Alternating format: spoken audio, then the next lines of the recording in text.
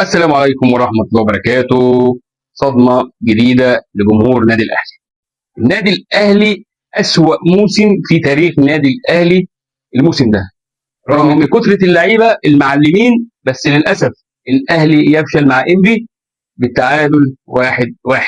النهارده أداء أهلاوي في الشوط الأول يعني شبه كويس شوية، لكن الشوط الثاني الأهلي يعتبر ما طلعش من اوضه اللبس. في بعض علامه الاستفهام على بعض اللعيبه وتشكيله عماد النحاس النهارده.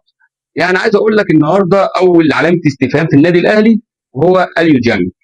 اليو ديانج كان هيتسبب النهارده او تسبب في كام حاجه النهارده. اولها كان طرد محمد الشناوي والرجوع للفار، ده بسبب لعب ديانج من خط النص من البدايه. الاهلي اتعادل النهارده بسبب ركله الجزاء اللي عملها ديانج، اللي هو المفروض عنده خبرات كتير، المفروض اللي هو لاعب دولي ولاعب بفلوس كتير، ويغلط الغلطه اللي هو عملها النهارده. فالنهارده يعتبر 90% او 80% مشيل اليو ديانج النهارده ماتش انبي والنادي الاهلي. عماد النحاس النهارده عمل خطه مش احسن حاجه. عماد النحاس النهارده بيلعب بثلاثه خط نص، والماتش مش مستحمل ثلاثه خط نص. طب ما تطلع لي مثلا مين؟ اطلع لي اولي جان مفيش مشكله، طلع لي رمضان مفيش مشكله، مروان عطيه يعني ممكن احسنهم. فكنت ممكن تقدر تعدل خطتك وتطلع واحد من خط النص وتقدر تزود الهجوم بتاعك، او تقدر تعدل من خطتك. عماد النحاس غلط النهارده، وكان عليه غلط اللي هو المفروض جانج النهارده كان مش في الفورمه خالص، المفروض كان يطلع. كره الشناوي طرد ولا مش طرد دي مش بتاعتي انا، ديت بتاعت الناس بقى والمحللين الرياضيين هم اللي بيحللوها. كره محمد الشناوي تستحق الطرد ولا لا؟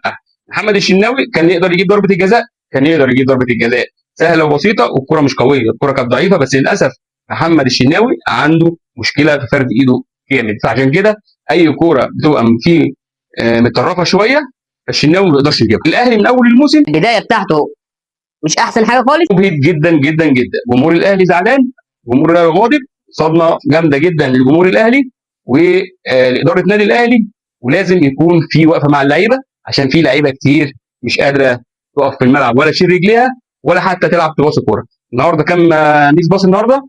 كتير جدا، كل كوره مقطوعه، كل كوره مفيش تركيز. بن شرقي مش ملوش تاثير في النادي الاهلي. تريزيجيه على قد ما هو جاب الجول مش هو تريزيجيه اللي احنا نعرفه. الفتره اللي جايه دي محتاجين النادي الاهلي يقف وقفه قويه، اللعيبه تقف مع نفسها، كتر المعلمين في الفرقه مش كويس، وانا قلت الكلام ده قبل كده كتير. فلازم الفرقه والاداره والجهاز الفني يقفلوا على بعض كده علشان خاطر النادي الاهلي يقدر يرجع وينافس زي ما كان هو النادي الاهلي. سلام.